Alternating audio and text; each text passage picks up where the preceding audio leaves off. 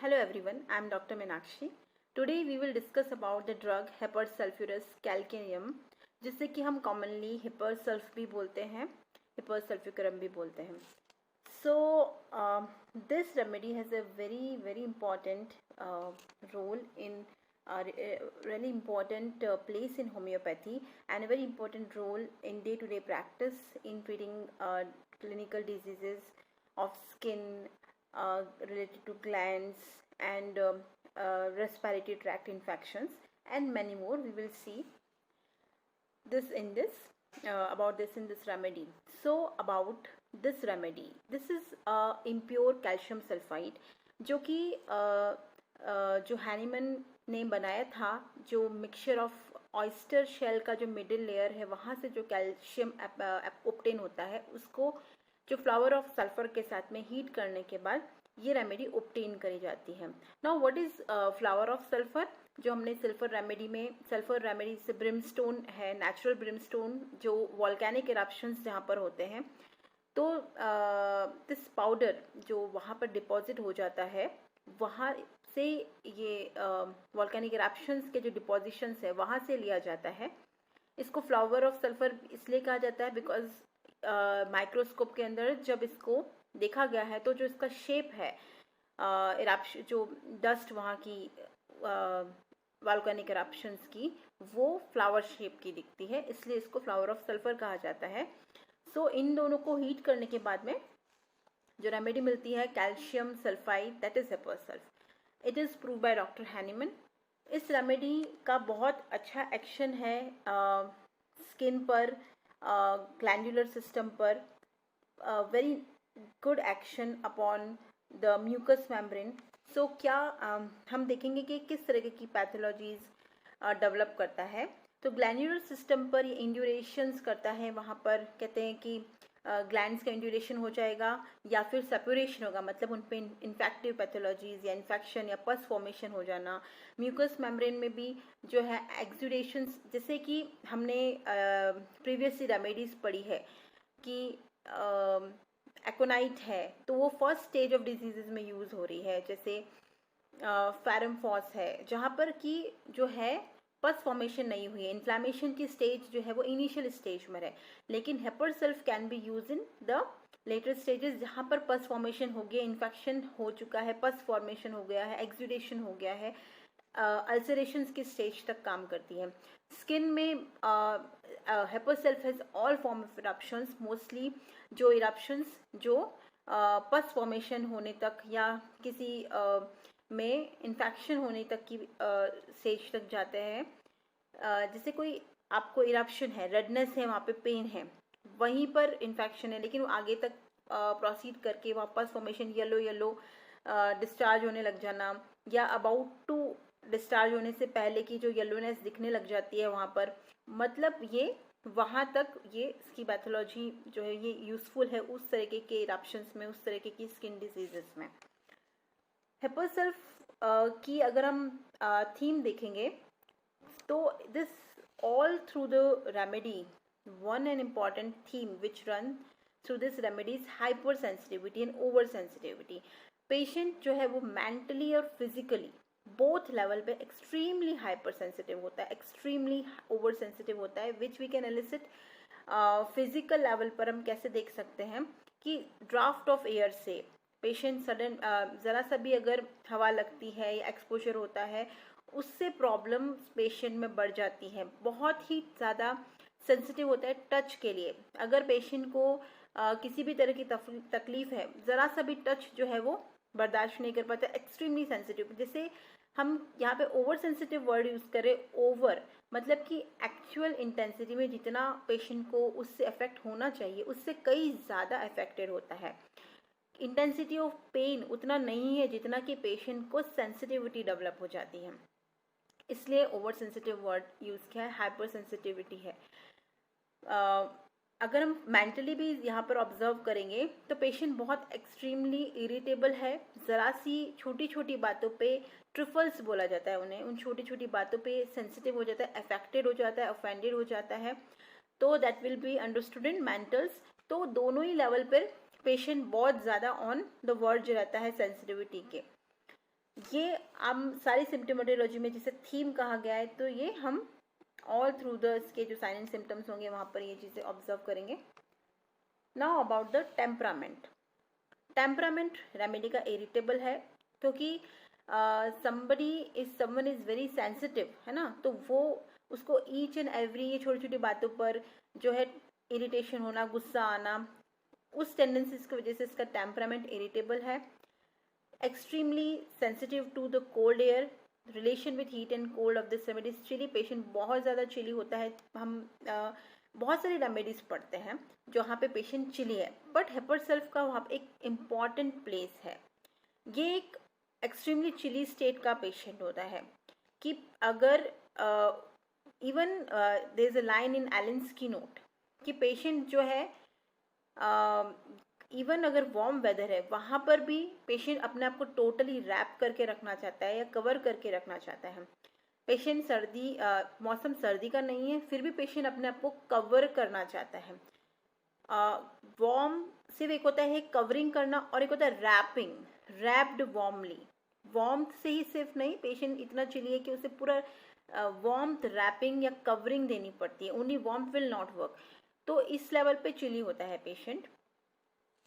मायजम psora, diathesis lymphatic and scrofulous diathesis है, जहाँ पे ग्लैंडुलर पैथोलॉजीज जो देखेंगे ग्लैंड्स को अफेक्ट करता है. लिम्फेटिक डायथिसिस होता है पेशेंट का. Now disease is where the system has been, it is very very useful remedy जहाँ पर सिस्टम में अब्यूज ऑफ मरकरी है. Now what we understand by this terminology abuse of mercury, कि abuse of mercury का मतलब है कि long term तक अगर mercury as a mode of treatment use किया गया है, उसे बोलते हैं. एक होता है ट्रीटमेंट में यूज़ करने का अब्यूज़, मतलब ओवर यूज़ करके सिस्टम जो है वो अफेक्टेड हो रहा है. नाउअडेज तो इतना कॉमन नहीं है, लेकिन जो जैसे कि पुराने टाइम में जैसे सिफिलिस के केसेस में मर्क्यूरियल एप्लीकेशन किया जाता था, मर्क्यूरियल मेडिसिन यूज़ होती थी, वो लॉन्ग टर्म तक यूज़ कर रहे हो तो वहाँ पर जो है पेशेंट में उसके साइड इफ़ेक्ट्स डेवलप होने लग जाते हैं, उसको बोलेंगे. एंड जैसे मलेरियल फीवर में भी क्यूनिन का या मर्क्यूरी का ओवर यूज़ होने की वजह से लॉन्ग टर्म तक पेशेंट उस ड्रग से अब्यूज़ हो रहा है, उसका सिस्टम डिजनरेट हो रहा है. तो उन केसेस में जो उससे अफेक्टेड हो चुके हैं मरकरी के ओवर यूज़ की वजह से, अब्यूज़ की वजह से, वहाँ पर hepar sulph can rescue, hepars can put back the system in health. So यहाँ पर इसका बहुत अच्छा एप्लीकेशन है. ये टर्म है आप कैलेंस के नोट में भी दिया हुआ है कि अब्यूज़ ऑफ मरकरी का जो है सिस्टम जिससे इंजर हुआ है, वहाँ पर ये रेमेडी इस तरह के सिस्टम में भी ये काम करती है. Now in diseases where separation seems inevitable, मतलब कि हेपर सेल्फ का वर्ड जहाँ पे भी आएगा ये रेमेडी, वहाँ पर सेप्यूरेशंस होंगे. सेप्यूरेशंस मतलब होता है पस फॉर्मेशन होना, उससे बोलते हैं सप्यूरेट करना. तो यहाँ पर कोई भी डिजीज़ है जहाँ पर जो है पस फॉर्मेशन होगा ही होगा, वो रोक नहीं सकता. तो उस स्टेज में hepar sulph can come to rescue. वो दोनों तरह से ही काम कर सकती है कि अगर पस फॉर्मेशन अब जो है हम उसको अबॉर्ट नहीं कर सकते, उसको रोक नहीं सकते, और अगर वो फॉर्मेशन हो चुका है कि अब ये पस जैसे बना है, इसमें पस बन गया, तो नाउ हम इसको वापस पीछे नहीं ले सकते, अब तो बनेगा ही. तो हम इसके प्रोसेस को, पस बनने की प्रोसेस को जो है वो हेस्टन कर सकते हैं, फास्ट कर सकते हैं, और पेशेंट को जैसे कहते हैं क्विक रिलीफ मिलता है. तो हम इसको इस तरह से समझेंगे कि हेपर सेल्फ का यूज़ होता है कि वो पस को बाहर कर देता है, वो स्किन को साफ कर देता है. जो लोग जैसे लोकल या जो लोकल पीपल इसे यूज़ करते हैं, या लोकल लैंग्वेज में लोगों को कैसे समझाएगा कि आपको ये जो स्किन में जो भी गंदगी हो रही है, इट कैन क्लियर दैट. तो ये उस तरीके का यूज़ है. और आपको ऐसी कंडीशंस में जहाँ लगता है कि ये पस फॉर्मेशन है, टेंडेंसीज है कि कोई भी हमें इरप्शंस होगा, अब ये पस फॉर्मेशन हो जाएगा, तो अगर उसको हेपर सेल्फ को अगर लोअर पोटेंसी में, लेकिन हेपर सेल्फ अगर 30 पोटेंसी में दिया जाता है, तो वो उसको फॉर्मेशन होने से रोक सकता है. और if it is given in a higher potency, so it can hasten the process of separation. तो दोनों तरह से यूज़ हो सकता है. तो इट्स डिजीजेज जहाँ पर सेपरेशन नहीं रुक सकता, वहाँ पर भी इसका बहुत अच्छा यूज़ है। हमें दोनों ही पोटेंसी याद करनी है। अगर हायर पोटेंसी में दिया जाती है हिप्पोसेल्फ केसेस में जहाँ पस फॉर्मेशन हो रहा है, वो वहाँ पर फास्ट कर देगी प्रोसेस को और जो है क्लियर आउट कर देगी पस को बाहर निकाल के। और लो पोटेंसी में दिया जाएगा अगर आपको लग रहा है कि वो स्टेज पर जो है जो एरप्शन उस स्टेज पर है या पैथोलॉजी उस स्टेज पर है कि पस अभी बना नहीं है लेकिन बन जाएगा, तो हम हिप्पोसेल्फ को 30 पोटेंसी में देकर प्रोसेस को स्लो डाउन कर सकते हैं। So now about the generals. Mental generals में इस रेमेडी में बहुत सेंसिटिविटी है, ओवर सेंसिटिव है, इजीली अफेक्टेड हो जाता है। थोड़ा सा there is a line in Allen's keynote, slightest cause irritates her, मतलब कि छोटे छोटी रीजंस की वजह से या कॉज की वजह से पेशेंट जो है वो इरिटेट हो जाएगा। जैसे जिस इंटेंसिटी की बात नहीं है उतनी वो भी पेशेंट को पिंच कर जाती है, इस तरीके की ओवर सेंसिटिविटी है। ठीक है, now quick hasty speech and hasty drinking. वैसे इन जनरल जो पेशेंट का कॉन्स्टिट्यूशन है वो स्लो है, टॉर्पिड कॉन्स्टिट्यूशन होता है। जो लुक ऑफ द पेशेंट हम देखेंगे तो एक्टिव टॉर्पिड कॉन्स्टिट्यूशन स्लगिश है, बट इसकी स्पीच और ड्रिंकिंग का जो पैटर्न है वो फास्ट होता है। हेस्टी मतलब होता है फास्ट, क्विक हेस्टी स्पीच बोलने में जल्दी जल्दी बोलेगा, इफ ड्रिंकिंग वाटर है तो फास्ट फास्ट करेगा। Now patient is peevish angry at the least trifles, मतलब छोटी छोटी बातों पे ही बहुत ज़्यादा इरिटेशन होना, बहुत ज़्यादा गुस्सा आना, इस तरह की टेंडेंसीज हिप्पोसेल्फ में देखी गई है। हाइपोकॉन्ड्रिकल एंड अनरीजनेबली एंशियस, इसका क्या मतलब है? अनरीजनेबली एंशियस मतलब आप उसके एंजाइटी का कॉज नहीं समझ पाते हो कि इतना देयर इज नो इवेंट जहाँ पर इतना एंशियस होने की ज़रूरत है, तो उस चीज़ को आप रीज़न आउट नहीं कर पाओगे। उस लेवल पे एंजाइटी पेशेंट्स में होती है। हाइपोकॉन्ड्रिकल होता है मतलब कि अपनी डिजीज़ को लेकर बहुत ज़्यादा आगे तक की सोच लेना कि मुझे कहीं ये तो नहीं हो गया, हल्का सा अगर इरप्शंस आया तो मुझे कहीं कैंसर तो नहीं हो गया, मतलब उस तरह से अपनी डिजीज़ को लेके बहुत ज़्यादा उसमें भी ओवर सेंसिटिव है पेशेंट की, जितनी प्रॉब्लम नहीं है उससे ज़्यादा की सोचते रहना। This is hypochondriacal nature of the patient. Now about the elements from causative factors, जहाँ पर पेशेंट में जो है ट्रिगर कर सकता है वो डिजीज़ कंडीशंस को। This one of the very important, क्योंकि पेशेंट एक्सट्रीमली चिली है, पेशेंट कोल्ड एक्सपोजर से, ड्राफ्ट ऑफ एयर से अफेक्टेड हो जाता है। इसकी जो कोल्ड एक्सपोजर उस लेवल पर पेशेंट अफेक्टेड होता है कि even there is line in a keynote, even if the patient is sitting in one room and the door of another closed nearby room is open and the wind is blowing in that room, patient get affected by that draft of air। तो इस level पे patient को cold air के लिए, cold draft of air के लिए sensitivity होती है। So elements from cold exposure, suppressed eruptions. जो सप्रेस्ड इरप्शन हम अर्लियर क्लासेस में भी आई हैव एक्सप्लेन्ड यू कि जो इरप्शंस होते हैं वो इंटरनल जो डिरेंजमेंट है उसका एक्सटर्नल एक्सप्रेशन होता है, और उसको हम ट्रीट ना करते हुए कुछ लोकल एप्लीकेशन लगाकर उसको सिर्फ सप्रेस कर देते हैं। दैट इज कॉल्ड, ट्रीटमेंट नहीं होना, सिर्फ सप्रेस कर देना है उसको, सिर्फ आपको दिख नहीं रहा but disease is there in that place. And another elements from is abuse of mercury, which I have already explained you. Now about the physical generals. Disease जहाँ पर लॉन्ग टर्म मर्करी यूज़ होने के बाद में patient में pathology induce हुई है, develop हुई है, सिस्टम वहाँ से पूरा डिस्ट्रक्शन हुआ है बिकॉज मर्करी यूज़ की वजह से। लॉन्ग टर्म तक जो लोग मर्करी का यूज़ करते हैं या उसका एब्यूज़ हुआ है, उनमें जो मर्करी डिजीज़ के मर्करी रेमेडी के जो सिम्टम्स होते हैं वो पेशेंट में डेवलप होने लग जाते हैं, जैसे कि बॉडी से फाउल स्मेल आना, एक्सेसिव स्वेटिंग होना, एक्सेसिव सलाइवेशन होना एंड डिस्ट्रक्टिव पैथोलॉजीज डेवलप होना। तो उस तरीके के सिम्टम्स अगर पेशेंट में डेवलप हो जाते हैं तो उनको हिप्पोसेल्फ के द्वारा ठीक किया जा सकता है।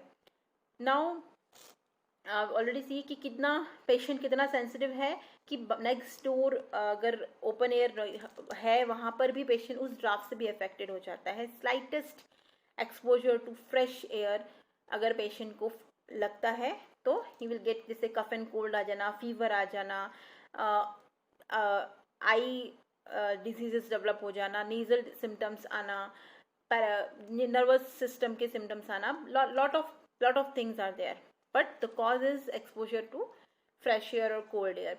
पेशेंट का लाइन दिया कि इवन वार्म वेदर में भी पेशेंट को ऐसा नहीं है कि चिली भी है साथ में, बट जिस लेवल पर पेशेंट अफेक्टेड हो जाता है हर बार जब भी एक्सपोज हो रहा है कोल्ड विंड से, तो उसका पेशेंट में डर बैठ जाता है. पेशेंट गेट फियरफुल कि मुझे भी ठंडी हवा लगेगी और मैं बीमार हो जाऊंगा. इसलिए पेशेंट जो है उसको इतना ज़्यादा चिलीनेस ना भी हो तो भी पेशेंट जो है अपने आप को कवर करना चाहता है कि भाई, बिकॉज पेशेंट का एक्सपीरियंस ऐसा हुआ है कि ऐसा होने से उसको हर बार जो प्रॉब्लम्स आ जाएगी, इसलिए वो उस डर से ही अपने आप को पूरी तरह से रैप करता है, वार्म देता है बॉडी को कवर करके. बिल्कुल भी उसका बॉडी का ज़रा सा भी पार्ट अनकवर होना वो टॉलरेट नहीं कर पाता. इवन ऐसे सिम्टम्स भी हैं कि अगर पेशेंट रात में सोया है और उसके हाथ अगर जैसे ब्लैंकेट से बाहर रह गया तो सुबह पेशेंट को सर्दी जुकाम हो जाएगा या बुखार आ जाएगा, क्योंकि ज़रा से लीस्ट अनकवर्ड पार्ट पे भी अगर एक्सपोजर हुआ है तो उससे पेशेंट अफेक्टेड हो जाता है. नाउ पर्सपायरेशन, पेशेंट में प्रोफ्यूज पर्सपायरेशन है, ऑफेंसिव जो डिस्चार्जेस हैं, इवन आप स्वेटिंग होगा या any kind of natural discharges है, vomiting, diarrhoea, dysentery, that is all very offensive. इसके डिस्चार्जेस बहुत ऑफेंसिव होते हैं. पर्सपायरेशन प्रोफ्यूज होता है, पसीना प्रोफ्यूजली आता है थोड़ी सी भी मेंटल एक्सर्शन या फिजिकल एक्सर्शन करने से. हमने एक इनिशियली इस रेमेडी का एक इंट्रोडक्शन पार्ट में पढ़ा था कि सल्फर और कैल्शियम के कॉम्बिनेशन से बना हुआ है. तो हमने भी देखा कि कई सारे फीचर्स ये जो है सल्फर रेमेडी के कवर करेगा. स्किन के केसेस में कई सारे फीचर्स जो है ये कैल्केरिया जो कार्ब रेमेडी है जहाँ पे भी प्रोफ्यूज पर्सपायरेशन है, कैल्केरिया कार्ब के भी फीचर्स ये रेमेडी कवर करता है. तो इससे हम क्या समझते हैं कि जिन मिनरल के कॉम्बिनेशन से या जिस रेमेडी के कॉम्बिनेशन से मेडिसिन बनती है वो मेडिसिन के भी कुछ ना कुछ कैरेक्टर्स जो नेक्स्ट रेमेडी जो उससे बन रही है वो इनहिबिट करती है. This is the same as कि जो चिल्ड्रंस हैं वो अपने पेरेंट्स, दोनों पेरेंट्स के कुछ ना कुछ फीचर जो है वो गेन करते हैं और वो उसमें एग्जिबिट होते हैं. उसी तरह से है कि दोनों रेमेडीज में से कुछ ना कुछ फीचर्स लेते हैं, देखा जाता है रेमेडी के अंदर. Non physical aspect, patient craves for, craving है यहाँ पे विनेगर और खट्टी चीज़ों के लिए, और फैटी फूड बिल्कुल भी पेशेंट को पसंद नहीं होता है. So this is about the this is about the this is about the HEPA-Sulf, physical generals and mental generals and introductory lecture. Now in the next lecture we will study about the particulars of the remedy. I hope you have understood this. Thank you.